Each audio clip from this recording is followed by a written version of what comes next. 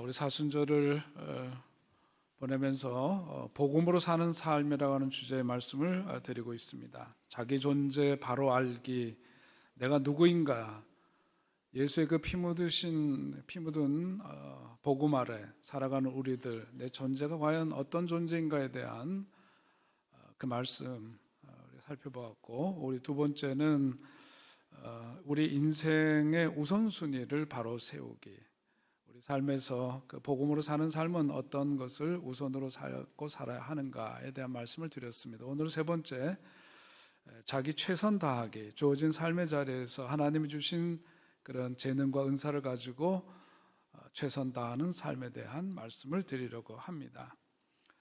하나님은 우리에게 기대를 갖고 계시죠. 그 기대라는 게 다른 게 아닐 겁니다. 내 삶에 어떤 열매를 맺기를 원하시는가, 삶의 열매에 대한 기대를 우리 주님은 갖고 계십니다. 우리 지난주에 친한 친구들, 제가 과거에 이제 우리 기도 학생 활동 같이 했던 친구들이 모처럼 모였어요. 친구가 이제 선교사로 오랫동안 해외에 있는데 모처럼 들어와서 함께 만났습니다. 밥을 먹고 차를 마시며 이야기를 하다가 우리 지난날 함께 했던 친구들에 대한 이야기들을 하는데 보니까 저처럼 젊은 나이에도 불구하고 보니까 세상 떠난 사람이 참 많아요.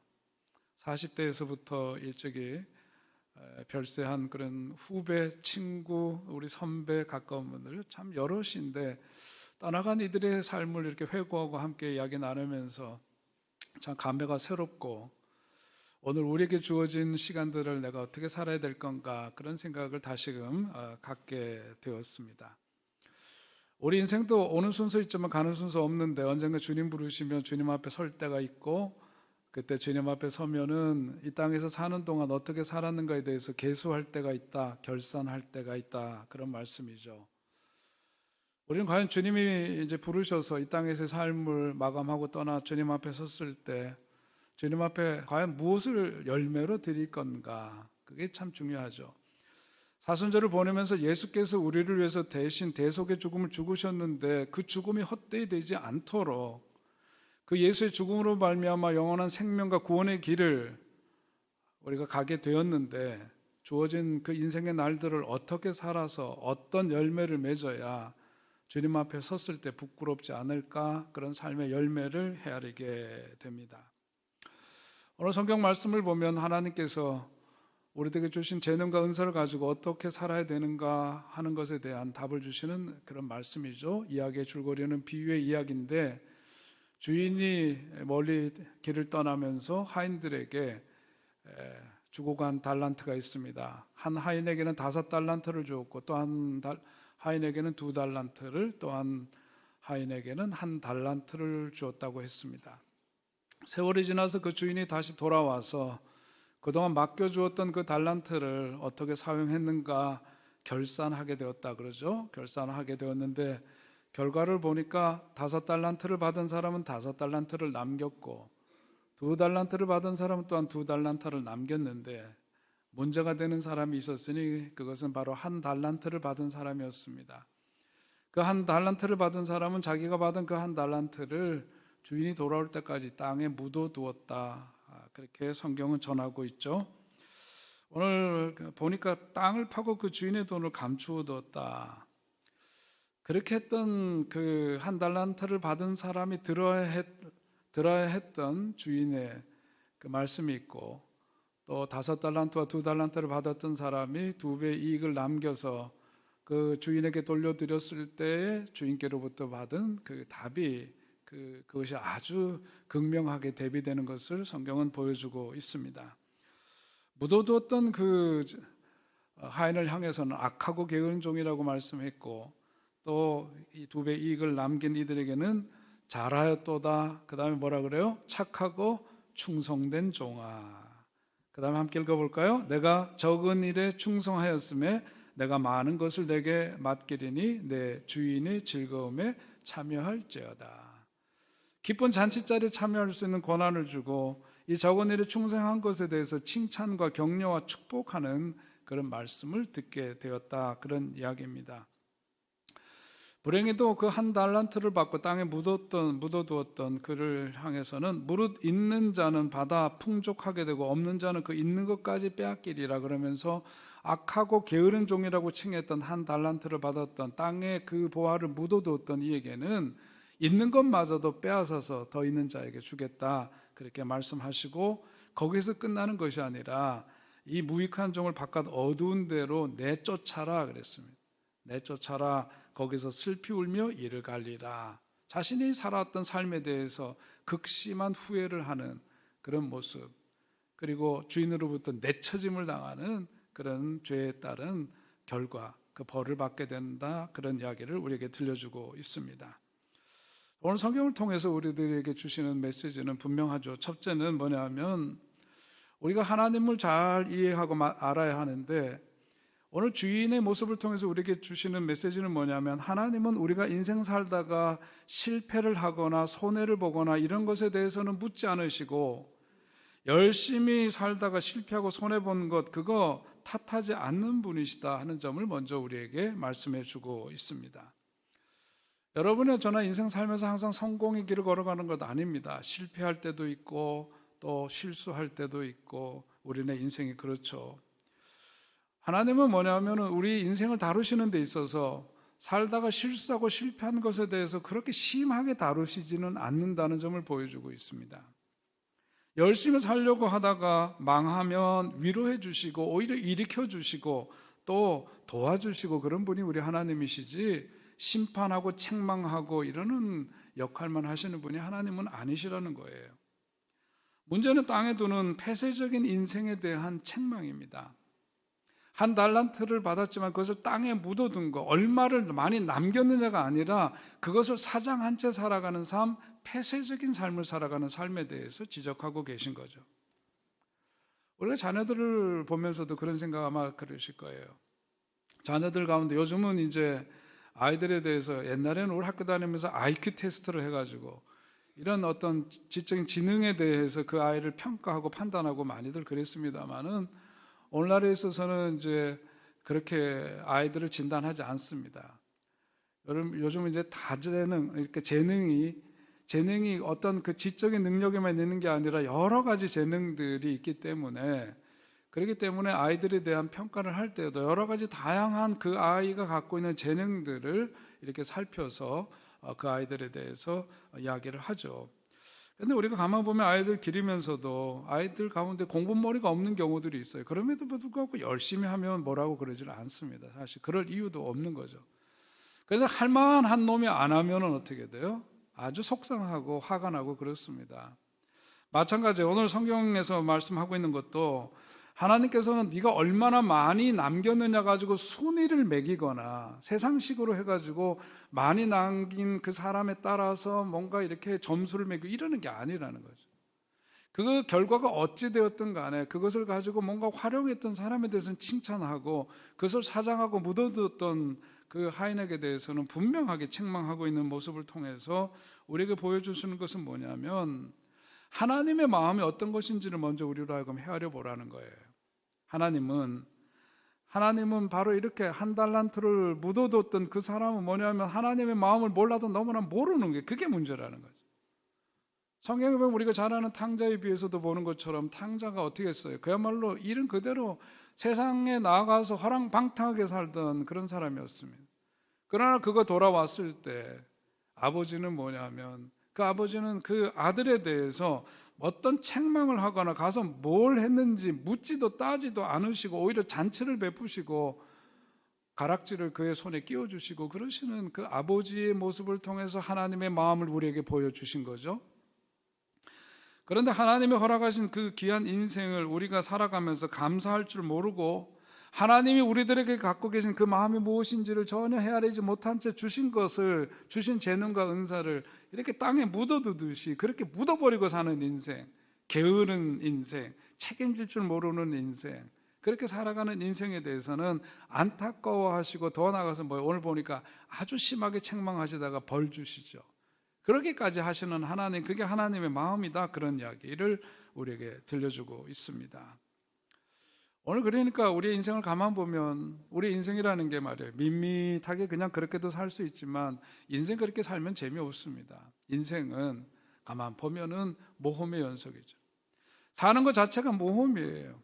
이렇게도 살 수 있고 저렇게도 살 수 있지만 우리가 인생을 살아가면서 뭔가 모험적인 삶을 살아야 그 인생에서 뭔가 역사가 일어나고 그러는 거죠. 성경에도 보면 그렇습니다. 가나안 땅으로 들어갈 때에 이스라엘 백성들 어떻게 보면 겁먹고 있고 그럴 때에 새벽에 일찍 일어나서 최선을 다하고 하나님 앞에 기도하면서 나아갔던 여호수아를 붙잡고 주시는 말씀이 뭐냐면 뭐예요? 내일 너희 가운데 기사를 행하시리라 그렇게 약속하셨습니다. 그냥 멀뚱히 가만히 있는 삶에는 하나님 역사하시지 않는 거예요. 기사를 행하시리라 그 말씀 속에는 믿고 뭔가 모험적인 감행을 하라 그거죠. 그런 뜻이 거기에 담겨져 있습니다. 우리가 지금 시대도 코로나 팬데믹 지나고 나면은 좀 이전보다 더 뭐가 잘 될 줄 알았지만 오히려 경제도 그렇고 여러 가지 사는 게 참 어려운 시대를 살아가고 있습니다. 코로나만 끝나면 코로나 팬데믹 이후에 모든 것도 정상화될 것 같았지만 그렇지 않은 현실 속에 살아가면서 떠오르는 단어가 있어요. 그건 바로 벤처라고 하는 단어입니다. 1997년인가요? 그때쯤 IMF 외환위기가 왔을 때 우리 참 살기 어려웠던 그때 오히려 그런 시기를 겪으면서 우리 사회에 가장 이렇게 회자되었던 가장 큰 중요한 단어 가운데 하나가 저는 벤처라고 생각해요. 그래서 벤처기업, 벤처 사업가 뭐 이런 말들이 많이 이렇게 유행되고 그랬습니다. 근데 저는 오늘 본문 말씀을 보면서도 오늘 이 시대에 우리들이 살아가는 삶의 자리에서 하나님은 어떤 분이신가에 대한 바른 이해를 가지고 우리 신앙생활에서도 필요한 게 뭐냐면 벤처 신앙, 벤처 정신 이런 것들이 오늘 우리들에게 필요하다 그런 생각을 갖게 됩니다. 여기서 말하는 벤처라고 하는 어드벤처, 모험이라고 하는 건데 이 여기서 말하는 벤처는 무모하고 위험한 행동을 말하는 게 아니죠. 무모한 어떤 투자를 일컫는 말이 아니에요. 신앙적으로 얘기하자면 뭐냐면 신앙의 벤처라고 하는 것은 뭔가 신앙적이고 영적인 새로워짐을 위해서 그래서 그런 새로워짐을 통해서 오늘 있는 표현대로 하자면 본문의 표현 주인의 즐거움에 참여하는 다시 말해서 하나님께서 축복해 주시는 그 축복을 힘입기 위해서 우리의 인생이 모험을 감행하는 이제까지 살아왔던 어떤 신앙의 관성과 매너리즘에서 벗어나서 뭔가 모험적인 신앙으로 나아가는 그런 삶을 말하는 거죠. 그러므로 인해서 주인의 즐거움에 참여하고 하나님이 주신 새로운 축복을 힘입게 되는 그런 자리로의 이행, 그것이 필요하다. 오늘 말씀을 보면서 우리에게 주는 도전은 바로 그겁니다. 어제 살던 식대로 오늘 사는 게 아니고 과거에 행했던 대로 그저 물 흐르다 가듯이 물에 물 탄 듯이 살아가는 그런 인생이 아니라 하나님이 기뻐하시고 하나님 원하시는 삶으로의 어떤 새로운 변화를 촉구하고 그런 벤처 어떤 모험을 감행하는 그런 인생, 그런 삶, 그런 삶이 우리들에게 요구된다 그런 말씀이에요. 여러분 우리에게 주어진 인생 살아가면서 어떻게 해요? 이왕 살아가는 것 정말 신나게 살아야 되지 않겠습니까? 신나게 살아야 하는데 신나게 살아가는 조건 다른 것 아닙니다. 신나게 살려면 자기가 하는 일을 사랑해야 되는 거고 그 일이 하나님이 맡겨주신 일이라고 하는 믿음이 있어야 되는 거고 그럴 때 거기에 따른 열매도 있고 기쁨도 있고 그런 거죠. 인터넷에서 어떻게 보니까 거기에 이런 얘기가 있어요. 요즘 어떻게 사시나요? 하고 물어보니까 제일 많이 답한 1위가 뭐냐면 그럭저럭 삽니다. 그렇게 답하더래요. 두 번째 답은 뭐냐면 마지못해 삽니다. 세 번째 답은 죽지 못해 삽니다. 그랬대요. 여러분 이렇게 살면 인생 재미없어요. 그죠? 우리 어렸을 때 들었던 어른들 말 중에 이왕이면 뭐래요? 이번은 보셨나? 다홍치마라고. 이왕이면 다홍치마라 그랬습니다. 다홍치마는 아니었지언정 우리가 살아가면서 이왕이면 한 번 주어진 인생 살아가는데 그렇게 시시하게 살아서야 되겠느냐. 신나는 인생 살아야 되지 뭐 이렇게 후줄근하게 그렇게 살아서야 되겠느냐 그 말씀이에요. 여러분 이 땅에서 살아가는 동안 하나님께서 주신 달란트를 가지고 여러분의 인생의 최고 최선의 그런 열매가 맺어지는 복된 인생이 되시기를 주의 이름으로 축원드립니다. 근데 그런 인생 그냥 주어지는 게 아닌 거죠. 성경에 보는 대로 여호수아 갈렙의 이야기를 보면 갈렙이 가나안 땅을 정복한 이후에도 그가 얘기했던 것은 뭐예요? 이렇게 이제 땅을 차지하고 늘큰해지고 그러니까 그가 나서서 갈렙이 요구한 것은 뭐냐면 이 산지를 내게 주소서 그랬습니다. 이 산지를 내게 주소서. 남들은 이제 정복한 땅에서 더 이상 하나님이 약속하신 땅으로 더 진군해 가지 않고 거기에 무사안일하게 안주하는 삶을 택했을 때 갈렙은 나서서 이 산지를 내게 주소서 그러면서 요구를 했습니다. 여호수아가 또 백성들에게 말합니다. 산지라도 네가 개척해라. 그러면서 이제 하나님께서 약속하신 땅이 아직도 차지해야 될 땅들이 많이 남아 있는데 이미 얻게 된 그거 가지고 만족해서 머물고 있는 백성들을 향해서 촉구하는 거죠. 산지라도 네가 개척해서 그 땅을 차지하라고 촉구를 하는 장면이 나오죠. 그게 바로 벤처 신앙을 요구하는 하나님의 말씀인 겁니다. 우리가 잘 아는 정신과 의사 가운데 그 폴 트리니에 같은 경우에 그가 쓴 책 중에서 The Adventure of Living, 삶의 모험이라고 하는 책이 있어요. 거기에 보면은 그 모험에는 두 가지 종류가 있다고 그 전제를 합니다. 하나는 뭐냐면 양적인 모험이에요. Quantity Adventure. 그 다음에 질적인 모험이 있다고 그래서 Quality Adventure. 근데 이 차이가 뭐냐면 양적인 모험이라고 하는 것은 그분의 설명에 따르면 권력이라든지 명예욕이라든지 마약, 노름 등과 같이 건강하지 못하고 불건전한 파괴적인 모험을 일컬어서 양적인 모험이라고 칭했고 또 반면에 질적인 모험이 있다고 그랬습니다. 모험이라도 같은 모험이 아니라는 거예요. 과학적인 발전을 추구하고 예술을 통한 아름다움을 추구하고 자연 속에서 자연의 고귀함을 만나고 이러는 것들이 뭐냐면 이런 것이 질적인 어떤 모험이라는 거예요. 그러니까 우리 신앙인으로서 살아가면서 살아있다라고 하는 것은 모험을 한다는 것인데 하나님의 창조에 동참하는 그런 모험, 그게 가장 귀한 모험이다. 그런 모험입니다. 우리가 선택의 문제인데 어떤 모험을 감행할 거냐, 그거는 어느 쪽을 선택, 우리의 몫이에요. 여러분 우리가 가만 보면은 삶이 모험이라고 하는 이야기는 다 적용되는 말이에요. 사랑도 모험입니다, 그죠?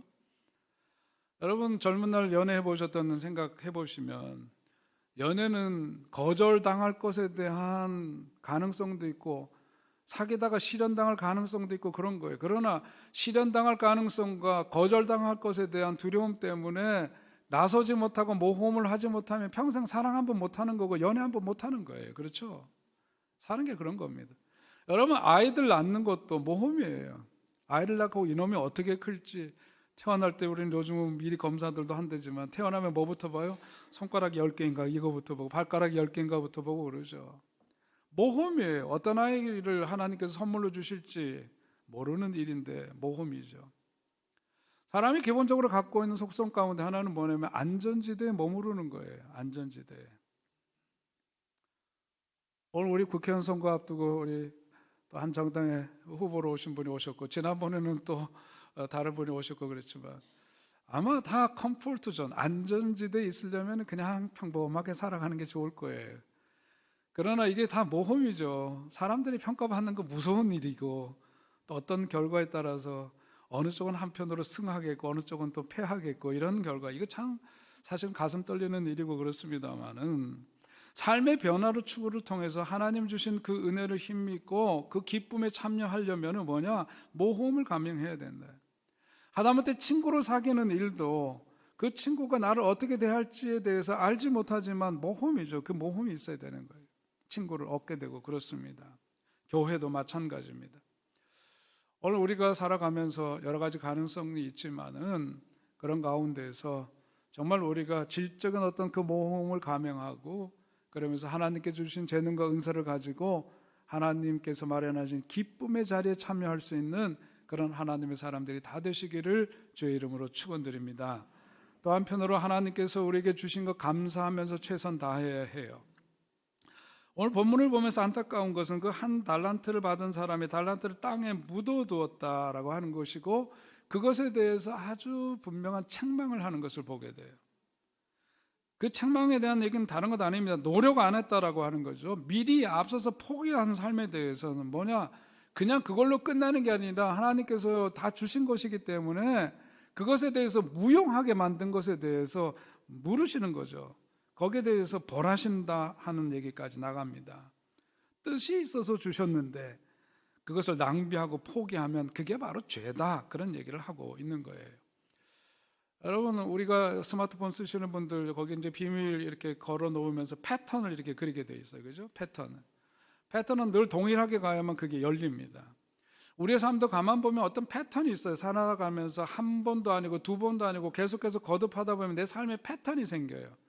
근데 그 패턴으로 끝나는 게 아니라 그 패턴이 뭐가 됐냐면 내 삶의 문화가 되고 그거 자체가 바로 내 삶의 생활 방식이 되어버리고 더 나아가서는 그 패턴 자체가 내 인생이 되어버리는 겁니다.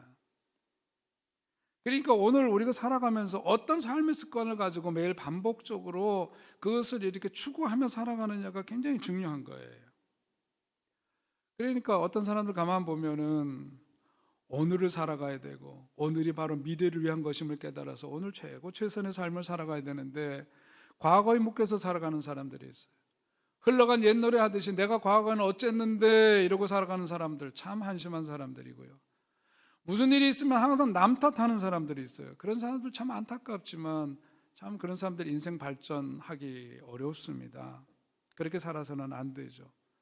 그리고요, 너나 나나 할 것 없이 과거 얘기하는 거 아니에요. 과거는 뭐래요? 유행가 가사에 나오죠. 과거는 흘러갔다. 과거는 흘러간 거예요. 흘러간 과거는 뒤로 하고 오늘을 살아야 돼요. 우리 특별히 우리 믿음의 사람들 오늘을 종말론적으로 사는 것이 신앙인의 자세고 삶의 자세여야 합니다.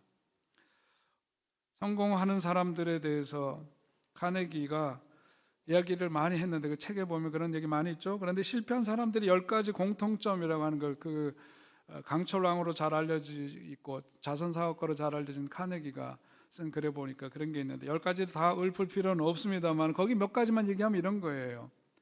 사람들도 가만 보면 어떤 그 패턴대로 살다가 그거 자체가 자기 인생이 되어버린다는 건데 실패하는 사람들에게는 공통점들이 있더라. 첫 번째가 뭐냐? 모든 책임을 남에게 전가하더라 그런 거예요.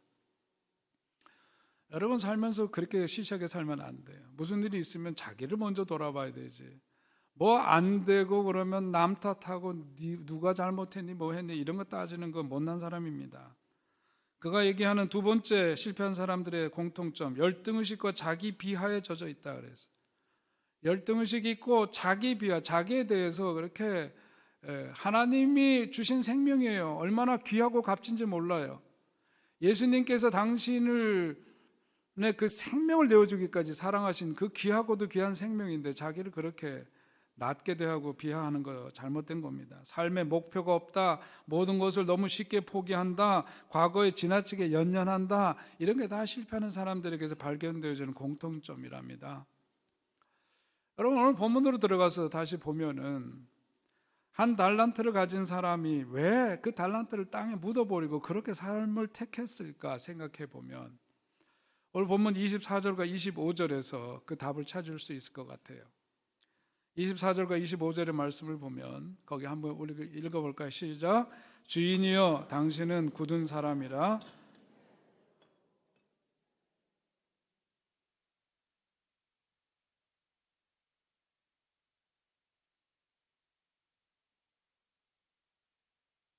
아멘. 네. 오늘 이 말씀 보니까 여기서 두 가지만 얘기하면 뭐냐면 이 사람이 이렇게 땅에 달란트 받은 것을 땅에 묻어둔 이유가 뭐냐면 이 주인에 대한 잘못된 오해 때문에 그렇구나.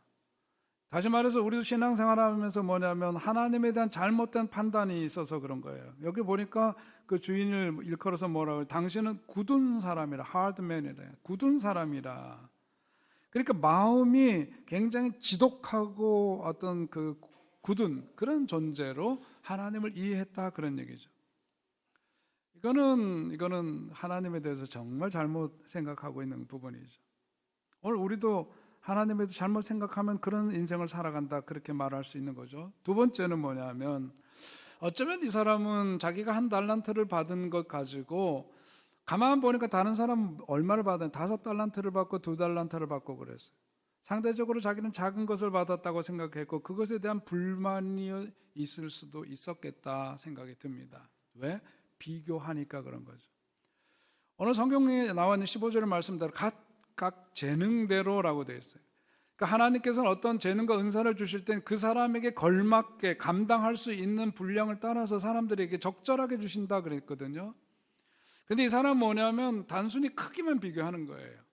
자기가 한 달란트를 받았고 다른 사람은 많이 가졌다는 그것 때문에 비교하면서 더 이상 자기 삶의 진보를 이루지기를 포기한 겁니다. 그리고 묻어둔 거예요. 근데 우리가 이미 잘 아는 대로 이 한 달란트의 크기가 얼마나 큰지 모릅니다. 한 달란트가 뭐냐면 6천 데나리온에 해당되는 건데, 한 데나리온이 한 노동자의 하루 품삯이라는 걸 우리가 잘 알고 있어요. 그러니까 이게 6천 데나리온이 한 달란트니까 이거를 오늘 방식으로 하면 최저임금만 적용해도 이게 뭐 4억 8천 5억 가까이 되는 돈이에요. 그러니까 이것을 맡겨주셨는데 이게 작은 돈이 아니잖아요. 물질로 보더라도 작은 돈이 아닌데, 단지 다른 사람과 비교했을 때 작다라고 하는 그것 때문에 이것을 더 이상 발전시키지 못했다라고 하는 것은 이건 완전 직무유기에 해당된다, 그렇게 볼 수가 있는 거죠. 여러분, 우리가 살아가면서요, 제일 그 못난 게 뭐냐면 남하고 비교하는 거예요. 남들이 하는 거 따라하면서 유행 따라 그냥 거기에 편승해서 살아가는 것은 하나님의 사람답지 않은 겁니다.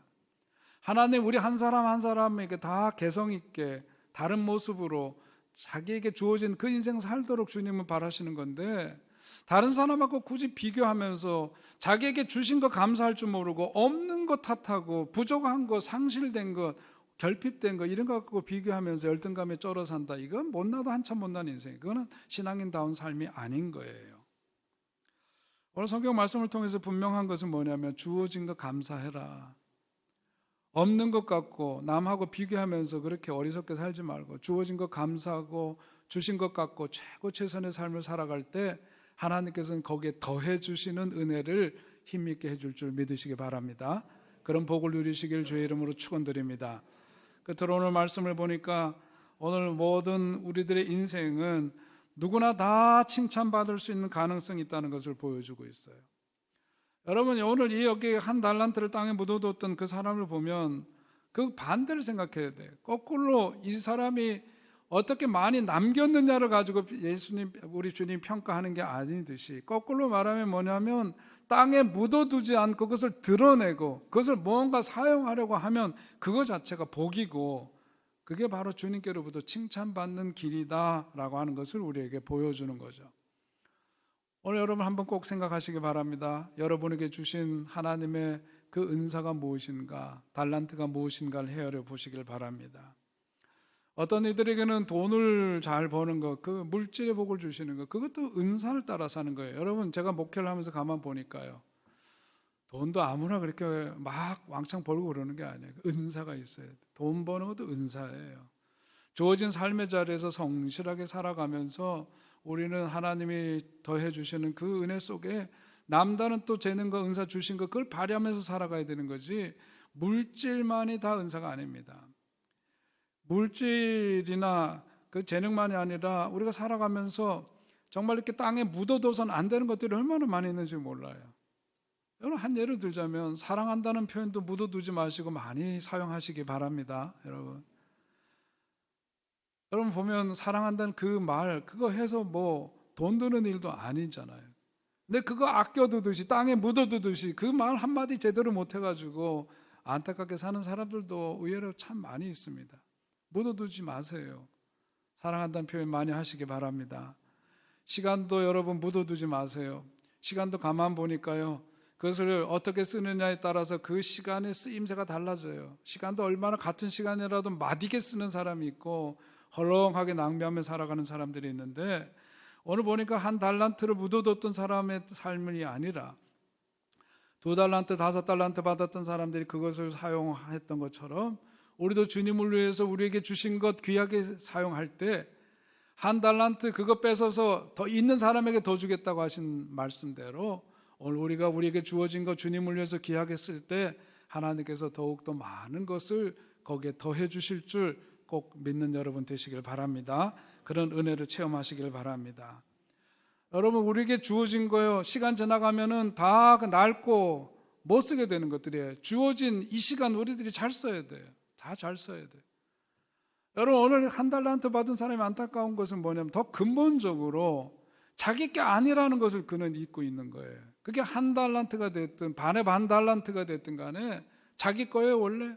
아니죠. 주인이 준 거예요. 마찬가지로 오늘 우리들의 인생에도 내가 태어날 때 맨손 쥐고 태어났는데 지금 걸치고 있는 이 옷, 내가 살아가는 모든 삶의 환경과 조건들 다 주님께로부터 받은 겁니다. 받은 거예요. 그거 생각하면 감사해야 되고, 그거 가지고 내 것 아니기 때문에 주님을 위해서 주님이 쓰시고자 하실 때 쓰임받는 여러분들이 되셔야 할 줄로 믿습니다. 우리 새벽기도, 요즘 특별 새벽기도 하면서 기도에 대한 말씀을 계속 듣고 있어요. 기도를 통해서 배우는 거예요. 아브라함의 기도, 다윗의 기도에 대해서 우리가 함께 말씀을 나눌 때 락펠러 얘기를 한 일이 있습니다. 미국 뉴욕에 가면 그 아름다운 교회, 리버사이드 교회라고 하는 아름다운 교회가 있어요. 그것은 모양만 아름다운 게 아니라, 그날도 말씀드렸지만 그 사회적인 영향력이 지대했던 대표적인 교회가 바로 리버사이드 철치입니다. 근데 그 교회를 봉헌한 분이 바로 락펠러인데, 그 락펠러 교회를, 그 리버사이드 교회를 봉헌하던 날 사람들이 그것을 치하하고 기뻐하고 그럴 때 그 답사를 하면서 락펠러가 했던 말은 딱 한마디였어요. 주께 받은 것 주께 돌려드렸을 뿐입니다. 그것이 바로 그의 한마디, 거기 치하에 따른 그 답사였습니다. 오늘 우리도 마찬가지예요. 우리에게 주신 것 우리 것 아닙니다. 주님께서 쓰시고자 하실 때 기꺼이 그것을 주님을 위해서 드리면 하나님께서 거기에 더해 주시는 은혜를 힘입게 될 줄로 믿습니다. 바라기는 오늘 주님 주신 말씀을 의지해서 복음으로 살아가는 우리들의 삶이 더욱더 우리에게 주어진 것들 최고 최선의 삶을 살아서 주님께 영광 돌릴 수 있기를 주님의 이름으로 축원드립니다. 하나님 아버지, 은혜와 사랑을 감사합니다. 오늘도